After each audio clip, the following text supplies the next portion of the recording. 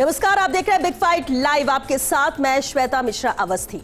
केंद्र सरकार ग्रामीण रोजगार की तस्वीर बदलने की तैयारी में है। मनरेगा की जगह एक नया कानून लाया जा रहा है।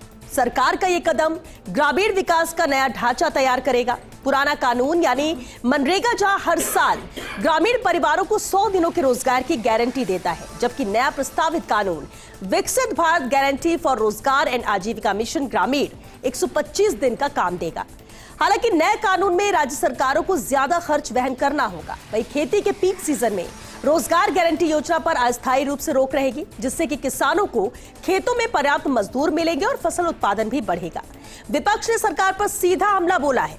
प्रियंका गांधी ने पूछा कि महात्मा गांधी का नाम क्यों हटाया जा रहा है। क्या यह सिर्फ नाम बदलने का मामला है या सोच और नीति दोनों बदल रही है? क्या देश की सबसे बड़ी रोजगार गारंटी योजना अब इतिहास बनने जा रही है, या फिर वीबी राम जी नया कानून खेती और रोजगार के बीच संतुलन बनाते हुए सच में ग्रामीण विकास को मजबूत करेगा? क्या इससे विकसित भारत 2047 का सपना साकार होगा? आज बात इसी खास मुद्दे पर।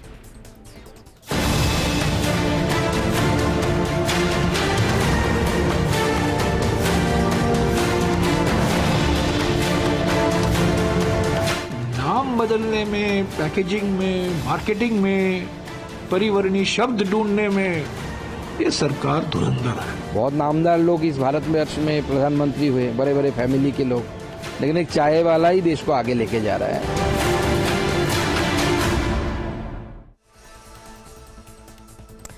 और चलिए इस खास मुद्दे पर चर्चा के लिए खास मेहमान हमारे साथ जुड़ चुके हैं। सबसे पहले उनसे रूबरू करा देते हैं आपको। चर्चा में हमारे साथ मौजूद है बीजेपी से अटल खंडेलवाल जी। स्वागत है अटल जी आपका। प्रतीक सिंह जी हमारे साथ है कांग्रेस से। प्रतीक जी आपका भी बहुत स्वागत है। साथ ही रफीक पठान जी भी हमारे साथ है, प्रवक्ता राजस्थान सरपंच संघ से। बहुत स्वागत है सर आपका।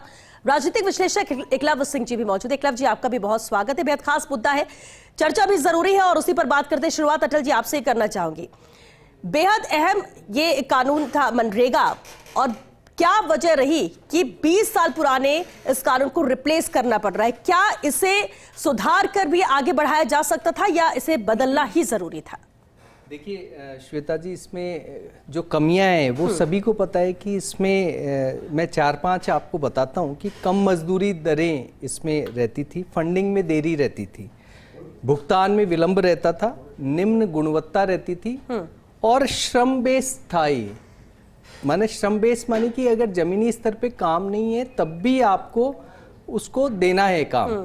और भ्रष्टाचार इसमें बहुत बार आरोप लगते आए हैं कि कभी फर्जी कार्ड के, कभी एक्सेस बिलिंग के, इस तरीके के बहुत सारे इसमें आते रहे हैं। और 17 राज्यों में मनरेगा जो मजदूरी है वो जो स्टेट की जो न्यूनतम मजदूरी है उससे भी कम रहा है। तो इसको जवाबदेही बनाना ये एक उद्देश्य रहा कि भी इस योजना जो है मनरेगा उसको ग्रामीण लोगों के उत्थान के साथ साथ जो एक सपना है माननीय प्रधानमंत्री जी का विकसित भारत 2047, उसके साथ कैसे जोड़ा जाए, कैसे एक व्यक्ति के ग्रामीण क्षेत्र में भी एक दिमाग में पहला संकल्प यह है कि भारत विकसित होने जा रहा है और उसके लिए हमें किस तरीके से काम करना है और हमारी क्या जवाबदेही है। लेकिन इसके लिए मेरा वही सवाल है कि क्या नाम बदलना जरूरी था? देखिए, इसे खत्म करना ही जरूरी था, तब पूरी तरह से आता और फिर नाम ऐसा रखा गया जिससे आपने विकसित भारत का जिक्र किया कि वो नाम आए, लोग समझ सके कि अब ये नया जो है कानून ये कितना बेहतर होगा पहले से। पहले देखिए, दोनों चीजें इंपॉर्टेंट होती है। बात ऐसे समझिए कि मनरेगा में एक जो ये मैंने कमियां गिनाई है, सरकारी क्षेत्र में भी और ग्रामीण क्षेत्र में भी, जो एक नाम के कारण एक चीज डेवलप हो जाती है ना कि वो वैसे सा ही काम आगे प्रोसीड करते हैं, उसमें जवाबदेही तय नहीं होती।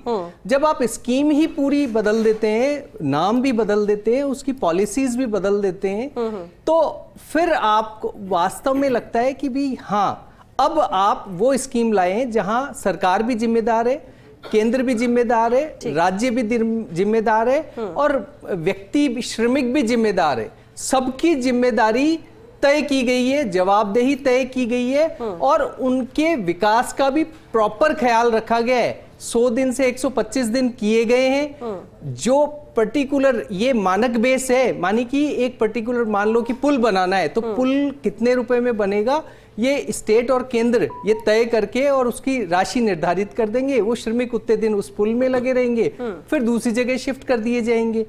मतलब इसकी जो कमियां थी उसको हमने दूर करने का प्रयास किया है। इसमें टेक्नोलॉजी सेवी जो जरूरतें थी वो भी हमने इसमें ऐड करने की कोशिश की है। और देखिए, जैसे ही कोई व्यक्ति अचानक से भी अगर सोचता है कि विकसित भारत और एक और राम जी तो सभी के कल्याण के लिए बने, उसमें इशू क्या है? महात्मा गांधी जी तो खुद राम जी करते ही रहे, तो राम जी तो सभी के हैं। राम जी केवल नाम नहीं है, राम जी यहाँ पर भारतीय संस्कृति के हर चीज के लिए ठीक है। और इसमें भी नाम ऐसा रखा भी गया इसका कि वीबीजी राम जी विकसित भारत गारंटी फॉर रोजगार एंड आजीविका मिशन। तो राम तो आ ही रहा है, लेकिन अब ये जो उद्देश्य है वो कितना पूरा करता है? बहरहाल ठीक है, आपने दोनों बातें रखी कि नाम बदलना भी क्यों जरूरी था नीति के लिहाज से, और बहुत बदलाव की लंबे वक्त से जरूरत थी। प्रतीक सिंह जी, वीबीजी राम जी, ये जो नया, और बहुत शॉर्ट में मैं बात कर रही हूँ क्योंकि अब ये नया कानून है, 20 साल पुराने कानून को ये रिप्लेस कर रहा है। क्या वाकई में आपको लगता है कि नाम बदलने की जरूरत है, या नाम बिना बदले भी इसमें परिवर्तन किया जा सकता था, बदलाव किया जा सकता था, एड ऑन किया जा सकता था, क्योंकि इसको अपग्रेडेड माना जा रहा है इस कानून का? नाम बदलने से ज्यादा क्या ये नीति बदलने का संकेत है? श्वेता जी, महात्मा गांधी से जो आरएसएस की विचारधारा का जो टकराव है वो आज़ादी के पहले से, आज़ादी के समय जब हत्या हुई और उसके बाद से उनका नाम मिटाने का आरएसएस की जो विचारधारा है वो लगातार ये प्रयास करती रही। और जब आरएसएस पे प्रतिबंध लगाया था महात्मा गांधी की हत्या के बाद में, तो 18 जुलाई 1948 को श्यामा प्रसाद मुखर्जी को सरदार पटेल ने एक पत्र लिखा था, और उस पत्र में कहा था कि आरएसएस की मानसिकता के कारण, विचारधारा के कारण गांधी जी की हत्या हुई। इस बात का विरोध करता हूं कि आप बहुत स्पष्ट कर लीजिए कि भी, अरे मेरे को बोलने तो दीजिए, बीच में क्यों नहीं बोले? अरे सुन तो लीजिए, आप इसको देख सुन तो लीजिए, अब सुन ही नहीं रहे ना भाई। मैं श्यामा प्रसाद मुखर्जी को जो पत्र सरदार पटेल ने लिखा था, मैं उसका जिक्र कर रहा हूं।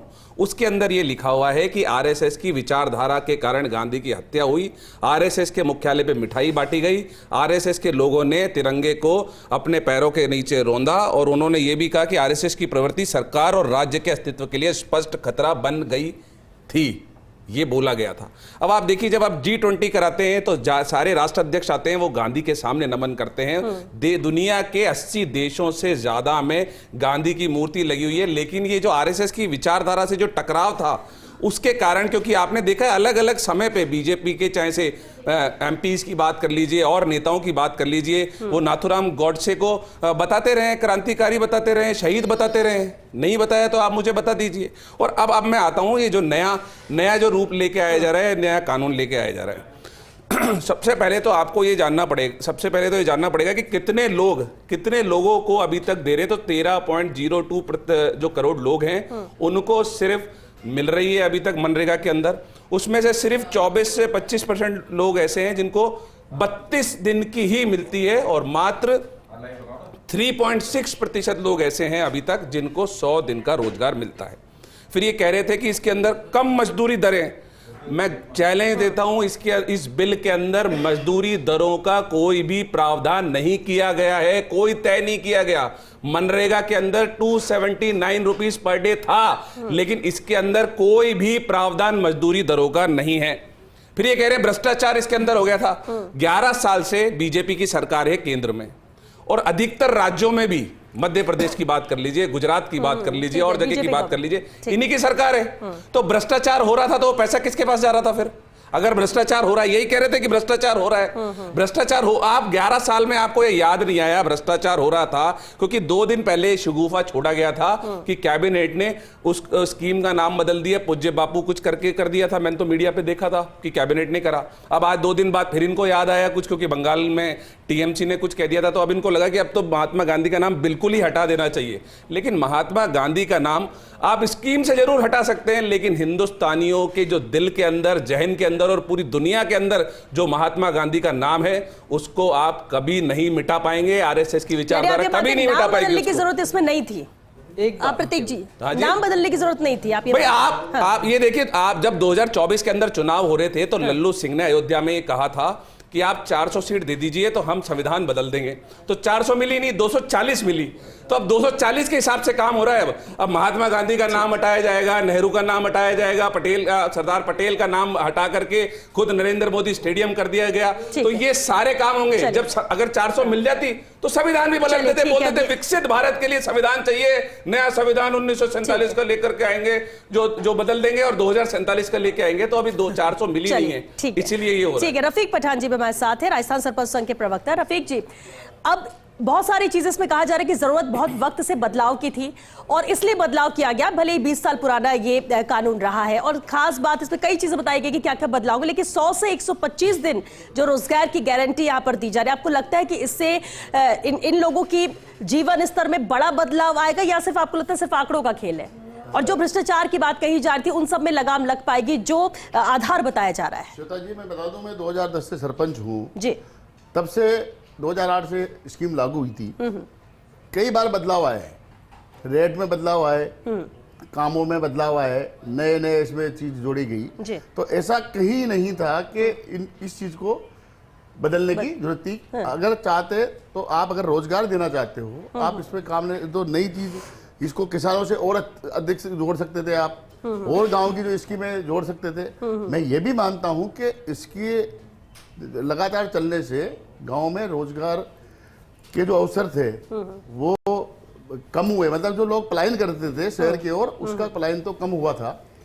इसमें थोड़ा सा मैं बता दूं कि थोड़ा सा इसको रेट को बढ़ाने की, इनकी जो मजदूरी थी वो बढ़ाने की आवश्यकता थी, और उनको थोड़ा सा इस तरह के प्रावधान करते कि उसको रोजगार, उनके परिवार को पूरे रोजगार से जोड़ते। अगर ये सरकार ये करती तो बहुत अच्छा लगता, मगर नाम बदल दिया और 125 दिन की बात कर रहे हैं कि 125 दिन देंगे। हम ये कह रहे हैं, हम गाँव के भी जनप्रतिनिधि हैं, हम 100 दिन पूरे नहीं कर पाते, तो 125 दिन की तो कोई बात ही नहीं है, होगा ही नहीं।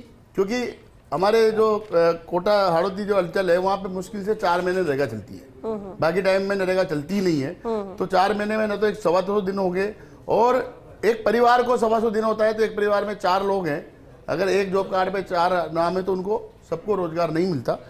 तो आवश्यकता इस चीज की थी कि इसमें जो भ्रष्टाचार की जो बात बोली है, जो बात बोली कि भ्रष्टाचार हो रहा था, तो भ्रष्टाचार तो हर स्कीम में हो रहा है।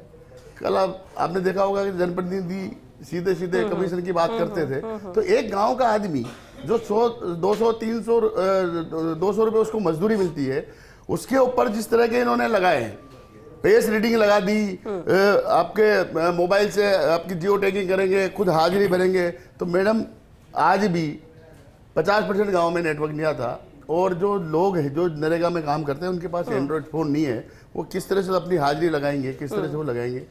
1.25 लाख, 2 लाख, 3 लाख की जो तनख्वाह लेने वाला है, उसकी हाजिरी की कोई गारंटी नहीं है, मगर 200 रुपये जिसको आप दे रहे हो, उसके लिए हाजिरी के लिए आप फेस रीडिंग, यानी आप ये कह रहे हैं कि इस बदलाव से कोई बड़ा फायदा नहीं होने वाला है? ये एक्चुअल में एक तरह से नरेगा को बंद करने के लिए सरकार का उठाया हुआ कदम है। 2 साल से राजस्थान में नरेगा सामग्री का कोई पैसा नहीं आ रहा है, और जो पैसा दिया था 5-6 महीने पहले, आज भी हम सचिवालय में गए, हमने कहा कि जो केंद्र सरकार ने और राज्य सरकार ने 1200 करोड़ रुपए दिए हैं, 5 महीने हो गए, वो अधर झूल में है। केवल उस 1200 करोड़ में से 700 करोड़ अभी तक दे पाए हैं, और अभी 5000 करोड़ बाकी है, और 3-3 महीने से नरेगा श्रमिकों का पैसा नहीं आ रहा, मेट कारीगर का नहीं आ रहा। तो सरकार को चाहिए कि पहले तो जो काम हो चुके हैं उनका पैसा दे, और फिर जब उसके बाद नए बदलाव लाए। ऐसे नए स्पर्श इन्होंने लागू किया है, उसमें इतनी जटिलता है मैडम, इतनी जटिलता है श्वेता मैम, क्या बताएं कि लोगों के बिल ही फीड नहीं हो पा रहा। आप ये कह रहे हैं कि जो समस्या है, जो मुश्किल थी, उनका समाधान कर देते तो ज्यादा बेहतर रहता, बजाय कि इन बड़े बदलाव और सुधार की बात की जा रही है नाम बदलने को लेकर। ठीक है, एकलव्य जी हमारे साथ है।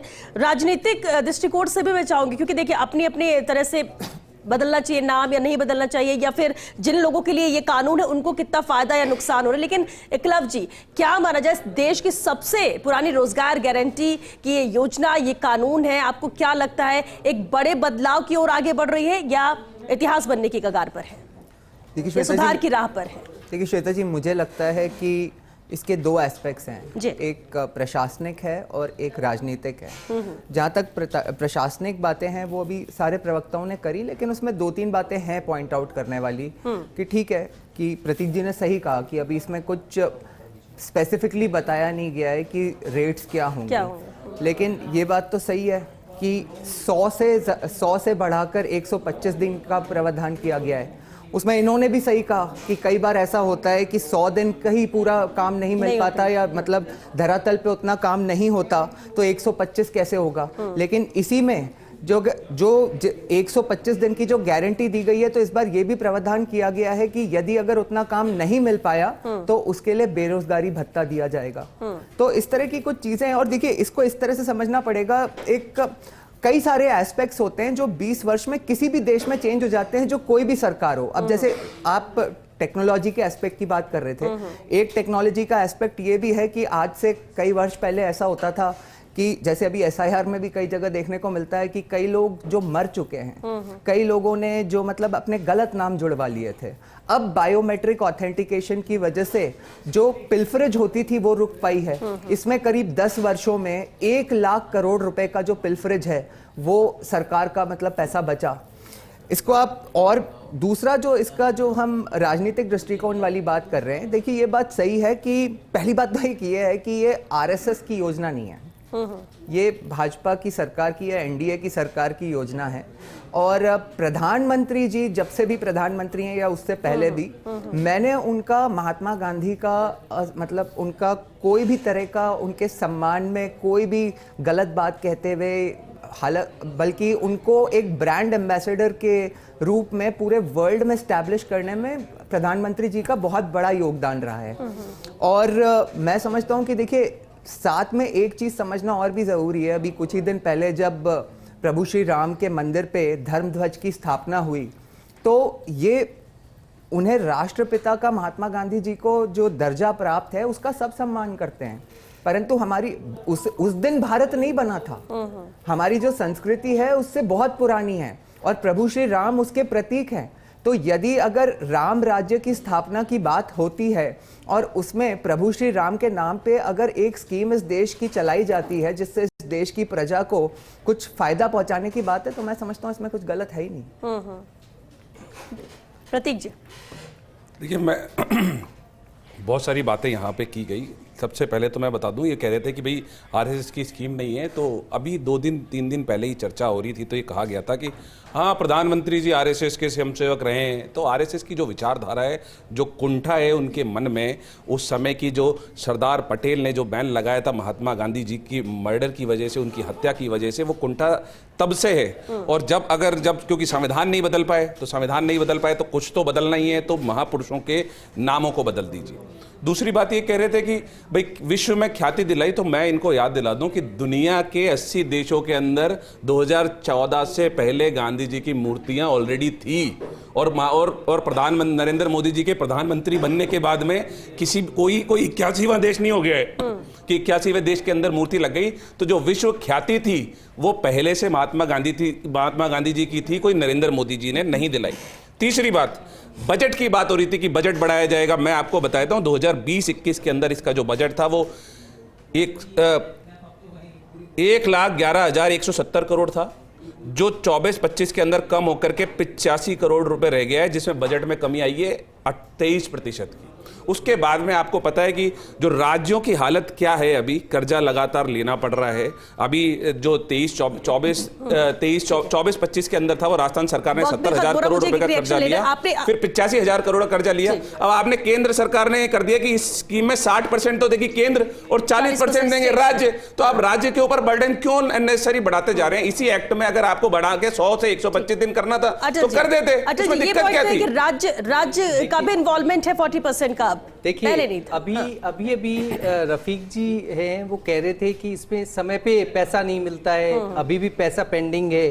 तो ये सारे इश्यूज हैं राज्य में। राज्य को इसलिए इन्वॉल्व किया, आपने देखा होगा कि 100 दिन से बढ़ा के बहुत सारे राज्यों ने 25 दिन और बढ़ाए, 125 दिन कई सारे राज्यों में चल रही है, राजस्थान में भी ऐसा ही है।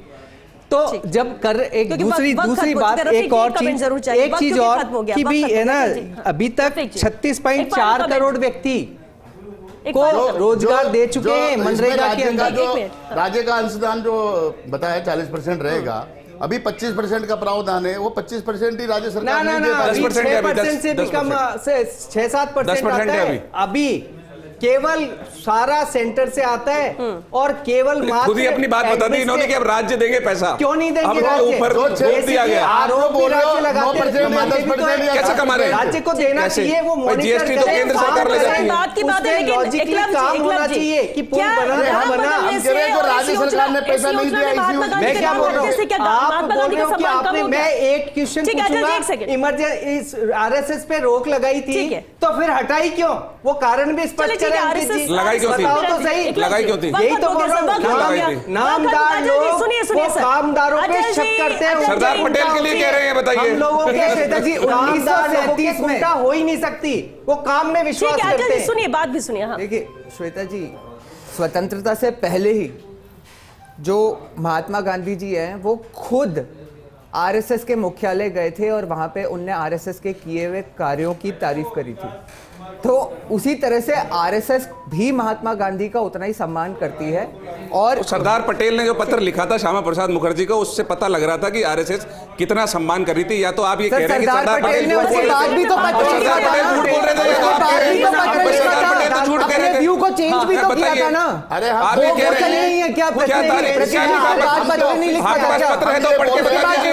उसने किया था, इसको कोई लेना देना है ना कांग्रेस को लेना देना, हमको रोजगार की बात कर रहे हैं। और रोजगार की बात करें और राज्य सरकारों का जो अंशदान की बात आ रही है ना, हमारा जो राजस्थान का पैसा रुका हुआ है अशोक गहलोत की सरकार से लेके अभी तक, उसमें राज्य सरकार द्वारा अपना अंशदान नहीं देने की वजह से 25-26 को 4,384 करोड़ रुपए स्वीकृत हो चुके हैं। शुक्रिया आप सभी का, शुक्रिया इस चर्चा में शामिल होने के लिए। देखिए 20 साल पुराना ये कानून था, महात्मा गांधी का नाम हटा, नाम बदला गया, नई नीतियों के साथ लाया गया है। कहा जा रहा है कि अपग्रेडेड वर्जन है और बेहतर करने की कोशिश की गई है।